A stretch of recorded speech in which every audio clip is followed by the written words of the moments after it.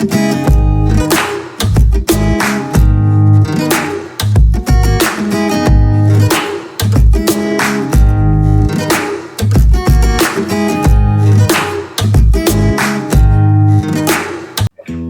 siang kepada Bapak Ibu yang telah hadir pada kesempatan hari ini. Sebelumnya saya ucapkan Om Swastiastu.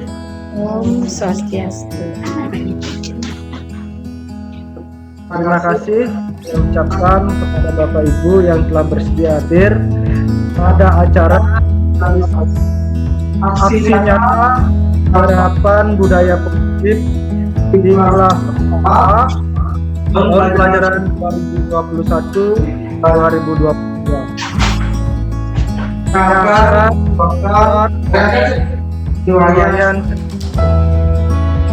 sebelum mulai acara ini, mari kita berdoa dulu. Berdoa menurut dan kepercayaan masing-masing. Berdoa dimulai.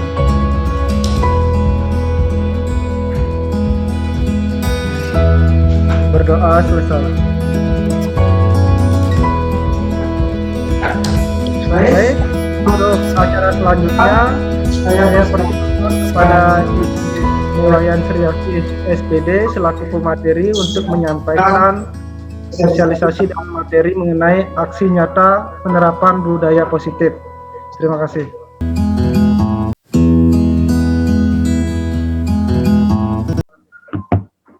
Selamat siang, salam sehat untuk kita semua. Perkenalkan, saya Niwayan Sriasti, calon guru penggerak Angkatan 4 Kabupaten Badung.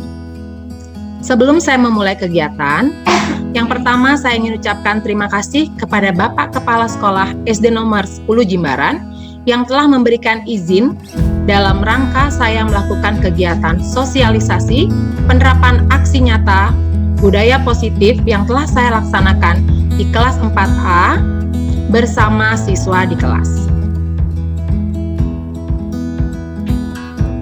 Kegiatan hari ini saya akan menyampaikan beberapa hal dan pengalaman yang sudah saya lakukan selama saya mengikuti program guru penggerak dan sudah saya rangkum dalam PowerPoint, dan ada beberapa dokumen yang sudah saya lakukan bersama siswa saya di kelas.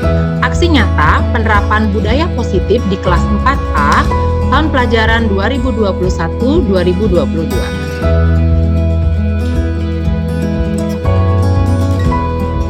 Berikut yang pertama, perubahan paradigma. Sekolah perlu menyediakan lingkungan yang positif, aman, nyaman, agar murid-murid mampu berpikir, bertindak, dan mencipta dengan merdeka, mandiri, dan bertanggung jawab. Salah satu strategi yang perlu ditinjau ulang adalah bentuk disiplin. Hal ini akan dibahas kali ini, yang dijalankan selama ini di sekolah-sekolah kita. Pembahasan disiplin kali ini akan meninjau teori yang dikemukakan oleh Diane Gosen, yaitu sebelum kita gali lebih lanjut tentang teori disiplin restitusi dari Diane Gosen, berikut adalah paparan menurut William Glasses. Di sini ada beberapa peran guru dalam penerapan positif atau sikap disiplin di kelas. Yang pertama mengenai ilusi guru mengontrol murid. Karena selama ini dianggap gurulah yang berhak mengontrol murid, gurulah yang berhak mengatur murid tanpa melibatkan murid itu sendiri atau tanpa melakukan diskusi terlebih dahulu. Namun guru yang memberikan kontrol, harus seperti ini, harus seperti itu. Itulah menurut awalnya, yaitu kemudian ilusi bahwa semua penguatan positif itu efektif dan bermanfaat. Karena menurut kita misalnya anak-anak harus menggunakan pakaian seragam sesuai hari, itu yang sudah kita kontrol selama ini dan itu yang kita anggap benar. Jadi suatu saat jika anak datang tidak sesuai dengan aturan, kita akan menyalahkan mereka. Kemudian ada ilusi lagi bahwa kritik dan membuat orang merasa bersalah dapat menguatkan karakter. Ini pasti sering terjadi di kelas saat anak melakukan suatu tindakan yang tidak sesuai, kita langsung menjudge. Kenapa kamu salah? Tanpa kita harus mencari tahu kenapa dia melakukan hal tersebut. Kemudian ada ilusi lagi menurut dari dalam teori kontrol, menurut Dr. William Glasses, yaitu ilusi bahwa orang dewasa memiliki hak untuk memaksa anak-anak.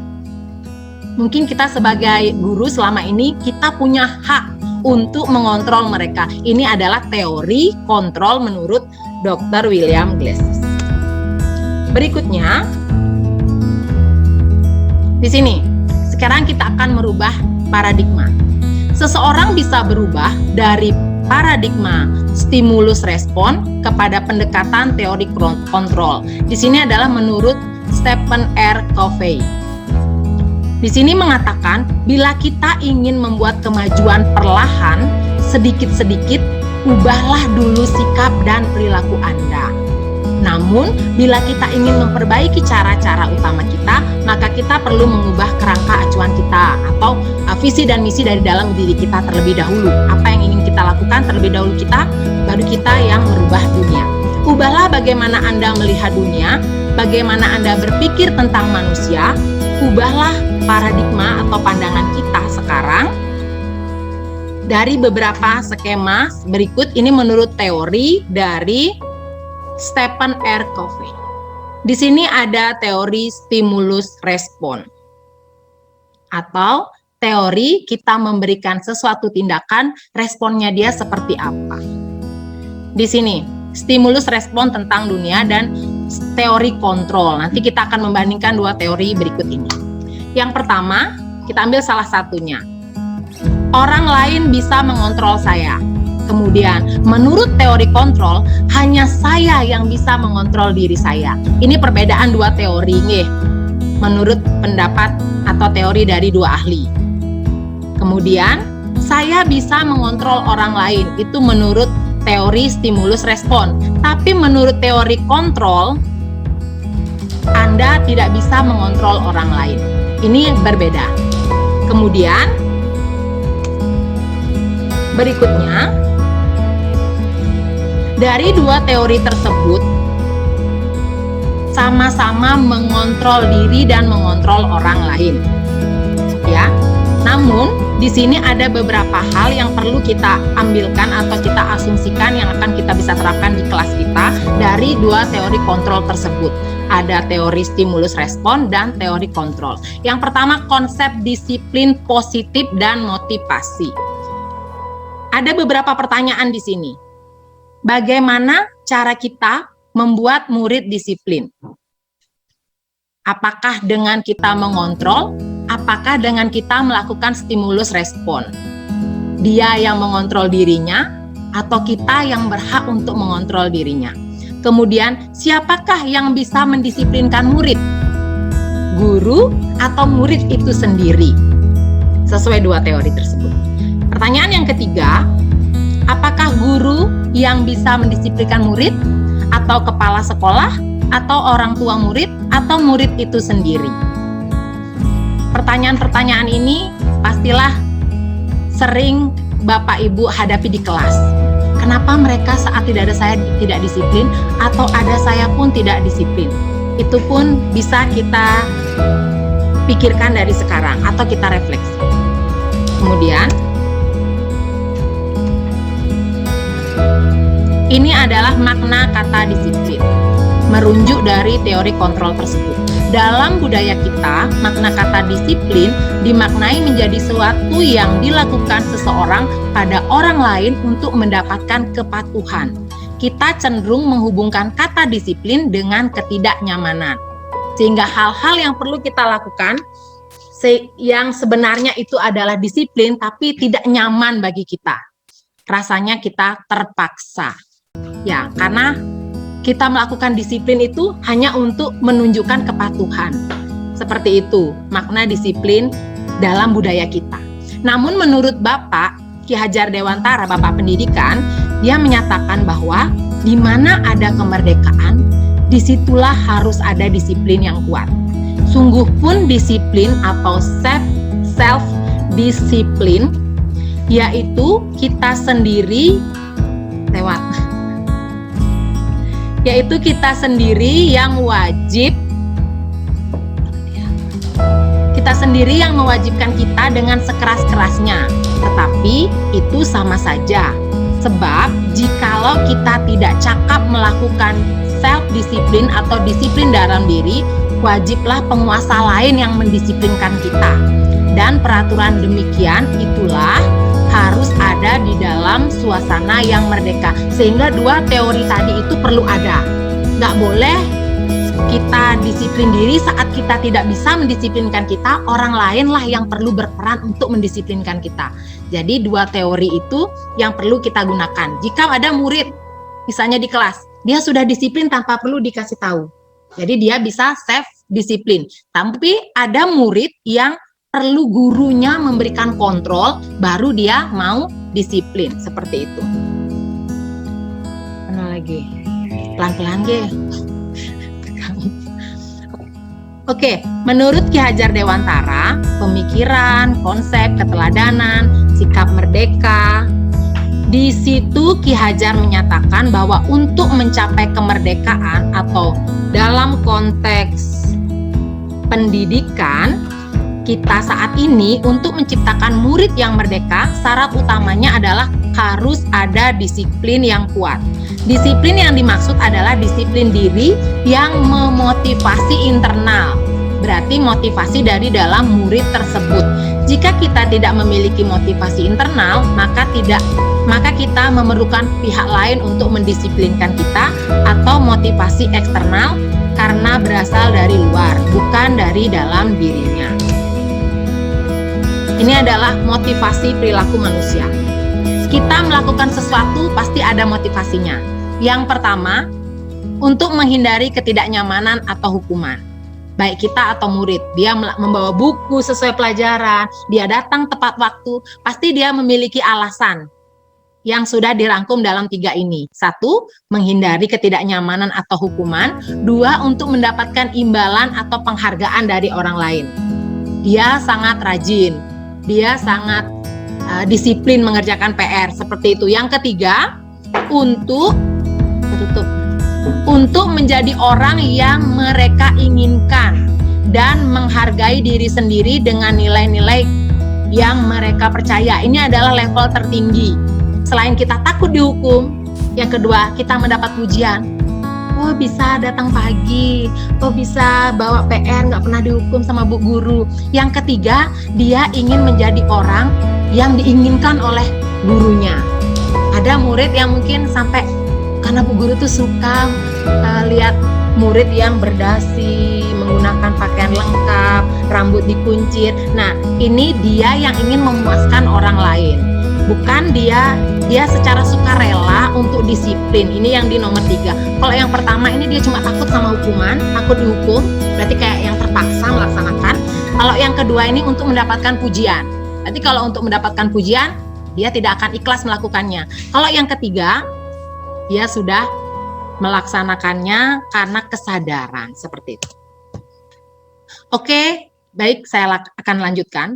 Setiap diri pribadi manusia, kenapa dia tadi memiliki 3 alasan atau 3 motivasi dalam melakukan perilaku? Di sini ada kebutuhan dasar manusia.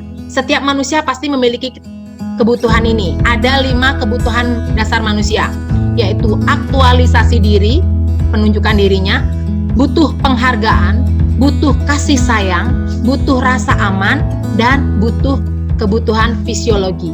Ini adalah yang kita perlukan, murid perlukan, guru juga perlukan. Kemudian kebutuhan dari 5 hal ini yang sudah jabarkan kelima-limanya. Kebutuhan bertahan hidup. Kebutuhan bertahan hidup atau survive adalah kebutuhan yang bersifat fisiologi untuk bertahan hidup. Misalnya kesehatan, rumah, makanan, dan sebagainya. Sini adalah semua orang atau semua manusia butuh ini, atau kebutuhan bertahan hidup. Yang kedua, kebutuhan akan cinta dan kasih sayang. Kebutuhan akan diterima oleh lingkungannya. Kebutuhan untuk mencintai dan memiliki meliputi kebutuhan akan hubungan yang ada di lingkungannya. Jika anak-anak mendapatkan kebutuhan akan kasih sayang di kelas, kebutuhan hubungan yang baik dengan teman dan guru, pasti dia akan merasa puas dalam kebutuhan kasih sayangnya. Begitupun gurunya.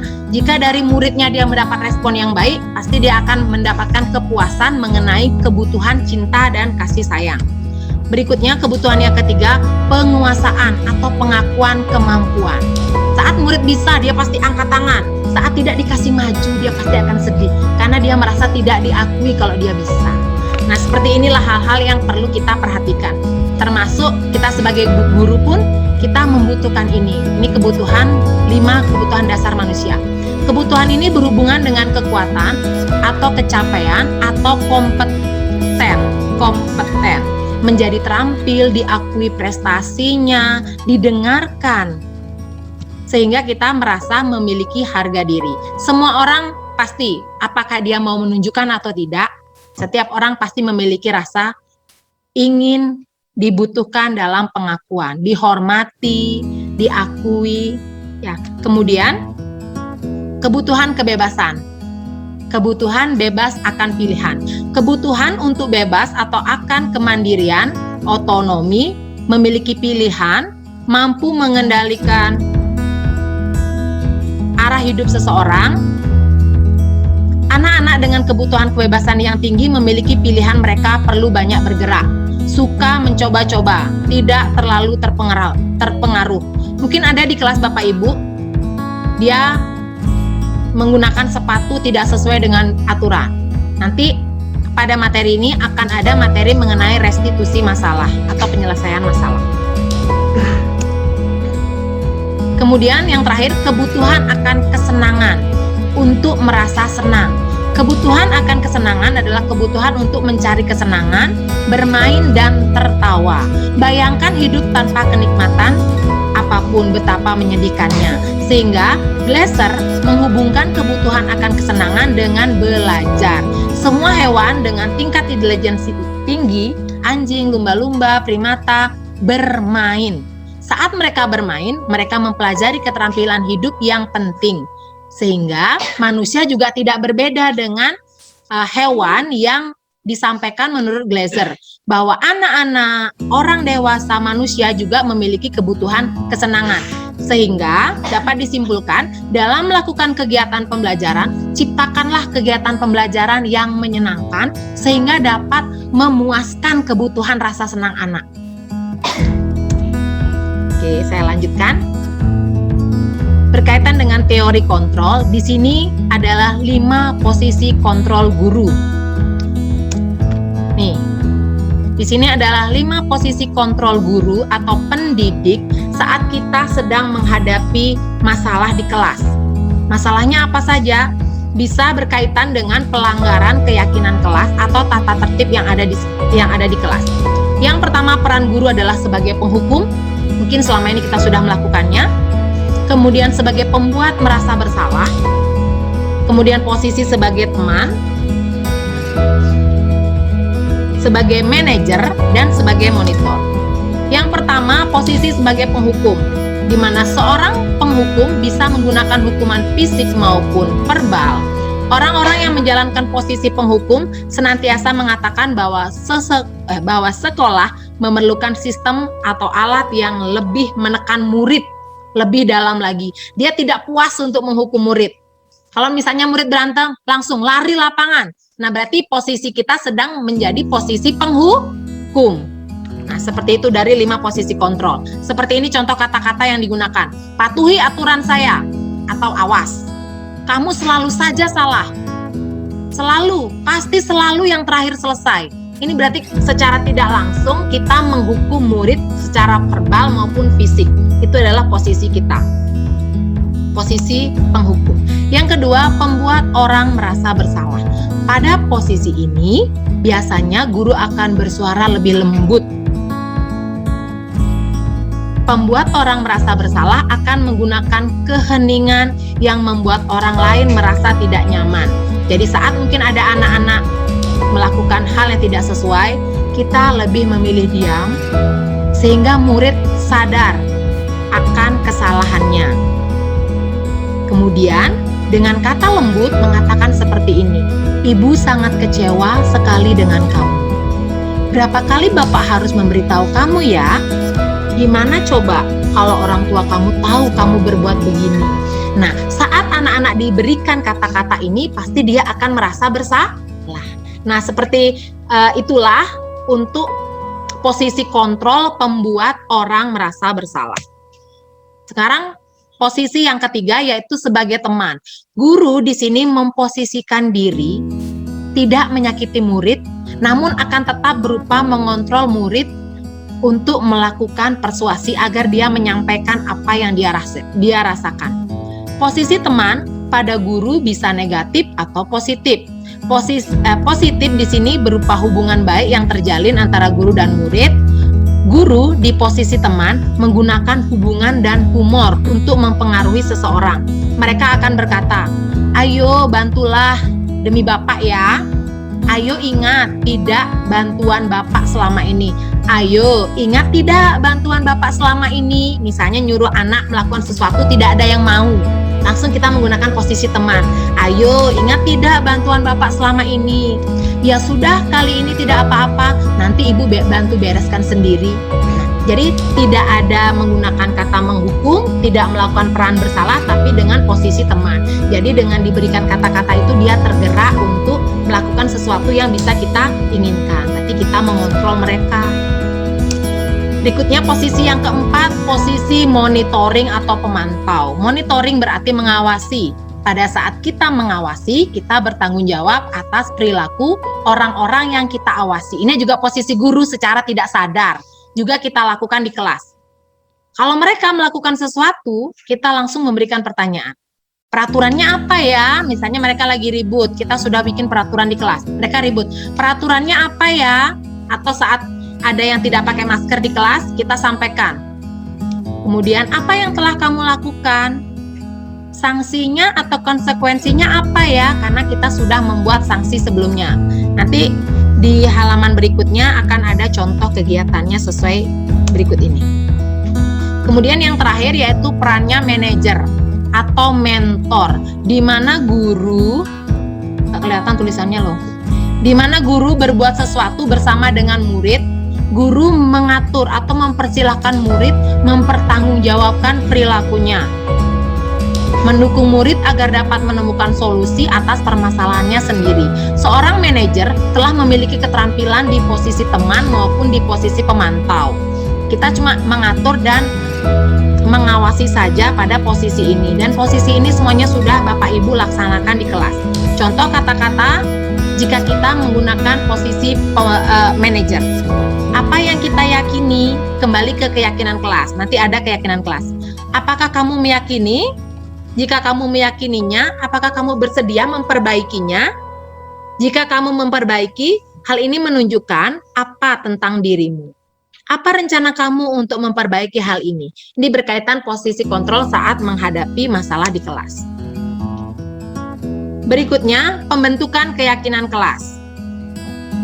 Keyakinan kelas bersifat lebih abstrak daripada peraturan atau tata tertib yang ada di kelas.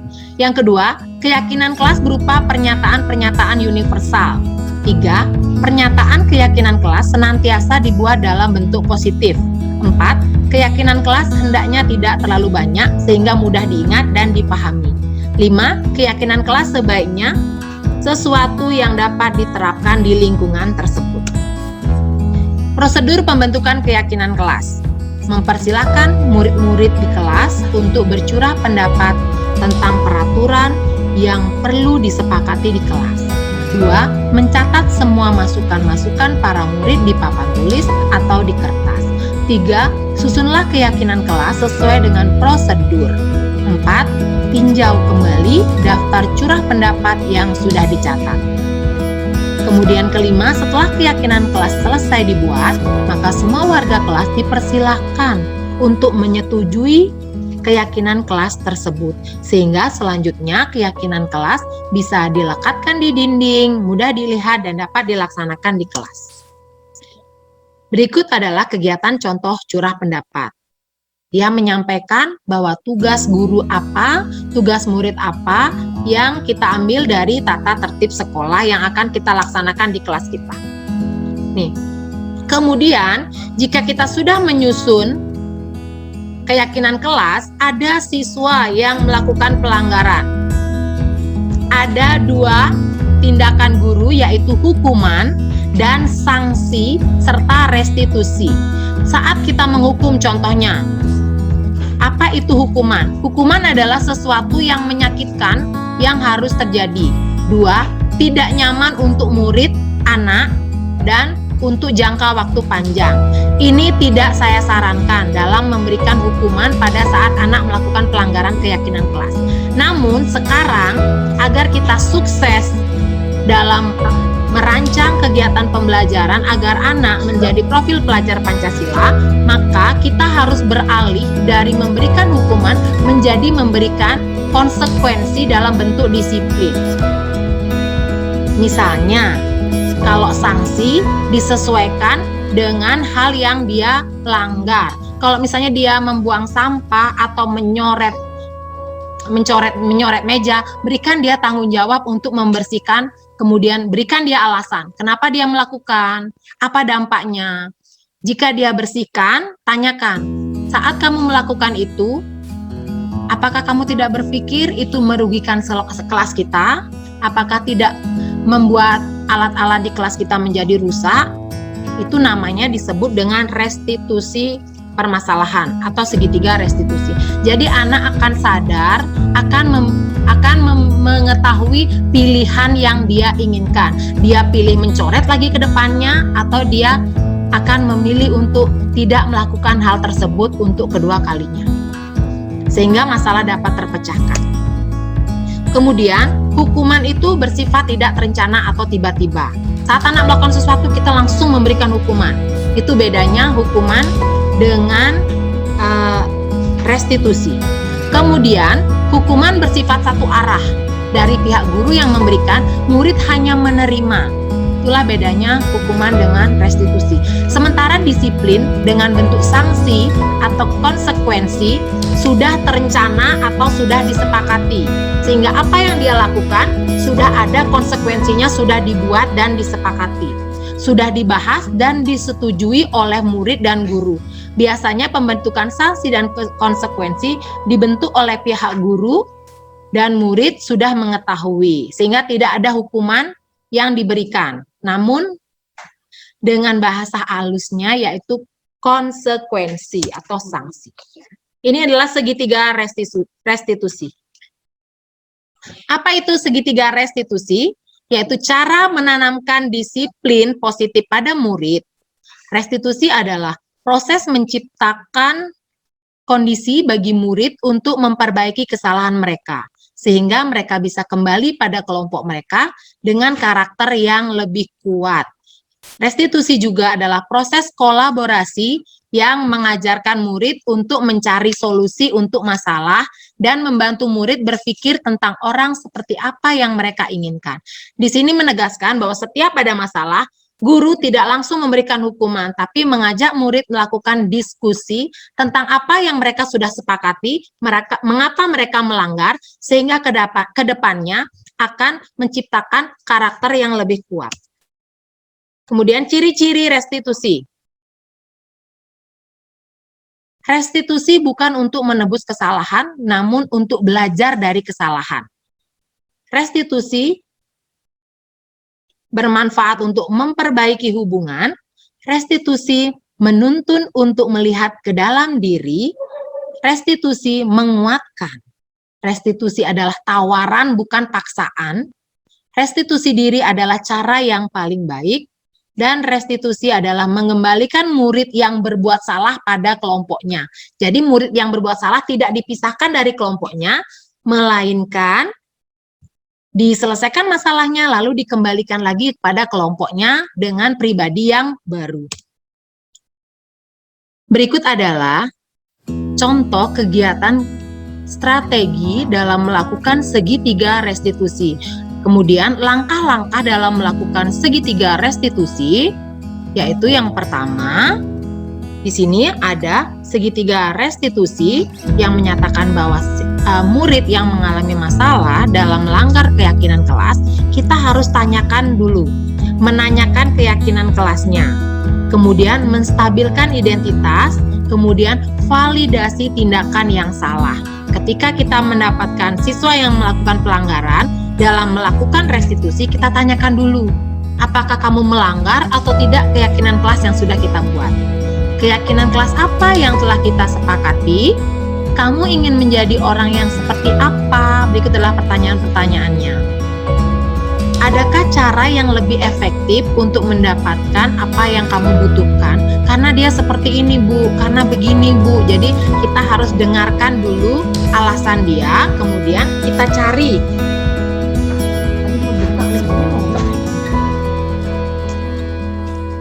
Kemudian kita berikan tawaran sehingga dia mampu menentukan pilihan. Apakah kamu mau memperbaiki hal tersebut? Nanti di belakang ada video kegiatannya. Kemudian ini adalah video aksi nyata budaya positif di kelas.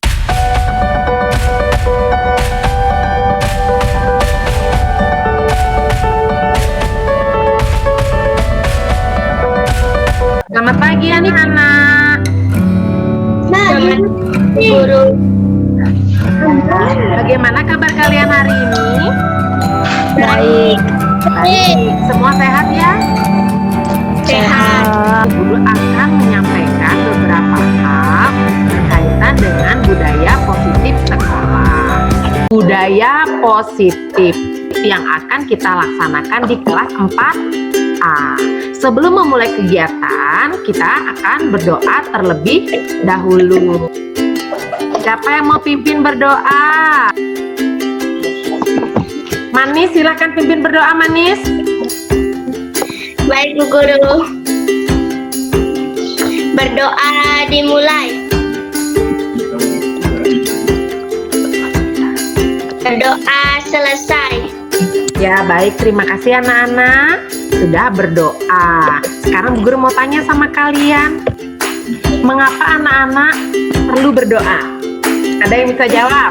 Untuk keselamatan, Bu Guru. Ya, betul. Untuk keselamatan. Yang lain lagi? Pikiran. Ya, angkat tangan dulu. Ya, Manis. Untuk bersyukur, Bu Guru. Ya, bersyukur karena sudah bisa dikasih kesehatan belajar. Betul. Sampaikan kenapa kalian harus berdoa. Dan itu sudah kalian lakukan sejak kecil. Sebelum makan, mau bepergian, mau pergi kemana sembahyang dulu. Pasti gitu kata ibunya. Dan kalian menjadi lebih beriman. Ini merupakan salah satu dari profil pelajar Pancasila. Kenapa? Kalian harus memiliki keenam hal ini. Ayo, selain nomor 1 yang ada tangannya sembahyang. Yang kedua, apa anak-anak baca? Berkebinekaan global. Artinya di sini kalian mempelajari hal-hal baru yang ada di luar. Kalian nonton YouTube, lihat TikTok, ya. Tapi kalian juga harus tetap menyaring. Nonton YouTube-nya tentang tari Bali seperti itu. Yang ketiga, ini siapa yang mau baca? Bergotong royong, Bu. Bergotong royong. Siapa yang bisa kasih contoh, Bu Guru? Kegiatan-kegiatan di kelas yang berhubungan dengan gotong royong? Saya, Bu Guru. Manis. Yang Pikir kelas. Pikir kelas. Ada lagi yang lain? Kreatif. Murid-murid Bu Guru kemarin kreatif. Kalian mengolah sampah menjadi benda-benda yang bermanfaat. Oh, yang terakhir. Apa bacaannya? Mandiri. Mandiri. Apa arti mandiri anak-anak? Mengerjakan semuanya sendiri. Mengerjakan semuanya sendiri. Kenapa? Karena kalian sudah waktunya untuk disiplin sendiri. Hal lain yang bisa kalian kerjakan sendiri. Jadi untuk melatih mandiri. Seperti itu. Coba Abrianta, dari 6 ini, yang mana yang belum dimiliki? Sudah melestarikan budaya, pakai baju batik kalau di sekolah hari Kamis sama hari Rabu. Itu termasuk berkebinekaan global. Bu Guru punya harapan untuk kalian di kelas 4A. Harapan Bu Guru atau visi Bu Guru yaitu murid berkarakter sesuai profil pelajar Pancasila. Nanti akan Bu Guru wujudkan melalui Merdeka Belajar yang akan Bu Guru rancang. Berarti kalian harus menguasai 6 karakter yang ada di profil pelajar Pancasila. Sebelum kita mencapai di profil pelajar Pancasila, menjadi murid yang kreatif, disiplin, mandiri, kalau di sekolah ada namanya tata tertib sekolah. Tata tertib di sekolah yang kalian ketahui ya, Manis? Memakai seragam. Memakai seragam sesuai aturan. Nggak mungkin pakai baju dress datang ke sekolah. Tata tertib sekolah ada banyak Bu Guru, iya, tapi kalian selama ini sudah menjalaninya dengan baik. Yang satu, siswa datang 15 menit sebelum pembelajaran. Sudah kalian lakukan? Sudah. Ya, bahkan yang sesi 2 itu 1 jam sebelum memulai pembelajaran sudah datang ke sekolah. Setelah tanda bel berbunyi, teng teng teng, langsung masuk kelas. Sudah dilakukan. Itu adalah tata tertib yang ada di sekolah. Lain dengan tata tertib yang ada di kelas kita atau yang disebut dengan keyakinan kelas. Bu Guru ingin kita bersama-sama membuat keyakinan kelas yang akan kita laksanakan dan kita akan praktekkan, kita akan lakukan dengan disiplin bersama-sama. Ayo bersama-sama kita membuat keyakinan kelas. Yuk, siapa yang mau buat yang pertama? Datang tepat waktu. Datang ke sekolah tepat waktu. Yaitu jam berapa kalian mau? Sebenarnya kan kita belnya jam 7.30 nih. Maunya jam berapa? 7.15 ya? 15 menit sebelum bel. Lagi 10 menit. Lagi 10 menit ini mana waktunya? Bel berbunyi 45. Terus yang kedua, siapa yang mau lagi? Saya membersihkan kelas. Oh, berarti apa? Menjaga kebersihan kelas.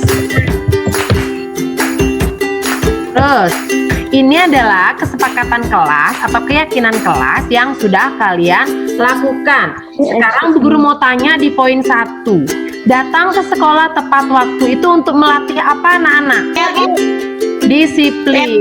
Betul sekali. Sudah buat, kenapa harus kalian lakukan? Karena kalian sudah tahu kenapa harus datang ke sekolah tepat waktu, supaya kalian disiplin. Semua ini dilakukan memiliki tujuan yang positif. Sehingga kalau kalian sudah melakukan terus, kalian dengan rutin, sungguh-sungguh, dengan semangat melaksanakan keyakinan kelas, kalian juga akan menjadi atau bisa mewujudkan profil pelajar Pancasila. Kita isi padletnya di sana mengenai keyakinan kelas yang kalian inginkan. Keyakinan kelas mengenai 6 hal atau 6 karakter dari profil pelajar Pancasila. Sudah semua mengerti? Sudah. Sudah. Nah, kalau sudah, sebelum kita mengakhiri kegiatan, kita berdoa terlebih dahulu. Berdoa dulu.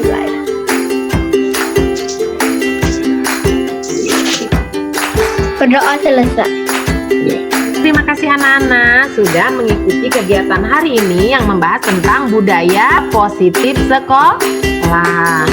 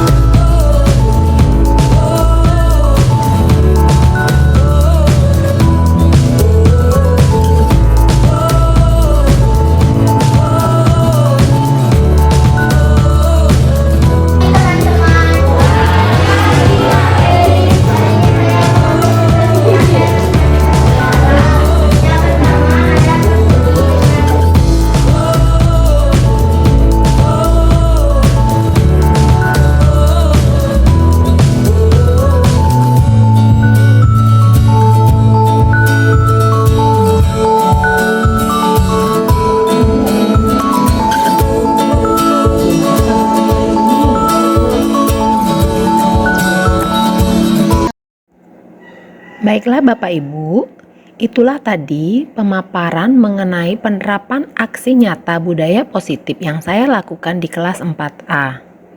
Dan mengenai beberapa hal yang sudah saya lakukan bersama siswa sesuai dengan materi-materi yang sudah saya pelajari. Untuk lebih jauh, jika ada hal-hal yang ingin ditanyakan, saya serahkan kepada moderator untuk termin tanya jawab. Baik, itulah pemaparan materi yang sangat luar biasa dari Ibu Niwayan Sriasih mengenai aksi nyata penerapan budaya positif di kelas 4A. Mungkin dari rekan-rekan guru jika ada hal yang ingin ditanyakan atau ingin diulas agar ada inspirasi untuk kelasnya, saya persilakan. Siapa yang ingin bertanya? Oke, silakan Ibu Esther, langsung sampaikan pertanyaannya.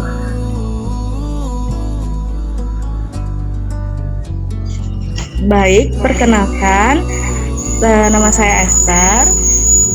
Guru Ian, saya ingin bertanya, apakah kesepakatan atau keyakinan yang diterapkan di kelas 4A bisa saya terapkan di kelasnya saya?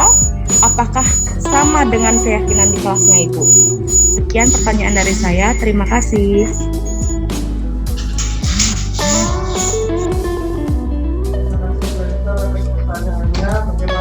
Langsung saja ditanggapi oleh. Baik, terima kasih Bu Esther. Ibu Wayanis, silakan. Baik, terima kasih. Terima kasih juga kepada Bapak Ibu Guru yang sudah menyimak dengan baik. Untuk kesepakatan kelas yang sudah saya rancang di kelas saya, dapat juga diterapkan di kelas lain. Namun, untuk kesepakatan kelas ini disesuaikan dengan kondisi murid. Misalnya bisa ditambahkan, bisa dikurangi. Kemudian saat anak-anak kita ajak belajar di luar, kesepakatannya juga akan berubah. Mungkin tidak diberikan berlari, atau anak-anak diberikan peraturan untuk membuang sampah di tempat sampah di sana, atau diberikan mereka agar berada dalam kelompoknya, sehingga kesepakatan kelas pada kelas masing-masing disesuaikan dengan kebutuhan kelas tersebut dan kesepakatan bersama peserta didik. Jadi, jika mungkin peserta didiknya saya tidak menyepakati ini, jadi tidak perlu kita cantumkan dalam kesepakatan kelas atau keyakinan di kelas kita, karena keyakinan itu harus dipertanggungjawabkan oleh peserta didik tersebut dalam kegiatan pembelajaran. Baik, terima kasih Bu Esther.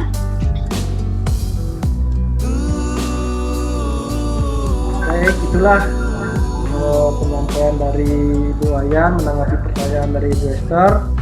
Bagaimana rekan guru yang lain, apakah ada yang ditanyakan kembali? Baik, jika tidak, penyampaiannya sudah sangat bagus dari pemateri, dapat informasi-informasi baru yang kita peroleh, yang bisa kita gunakan di kelas kita untuk dapat memberikan pembelajaran yang baik untuk siswa. Baik, untuk mengakhiri kegiatan seminar hari ini, yang akhiri dengan doa. Mari kita berdoa, mengucapkan rasa syukur untuk hari ini.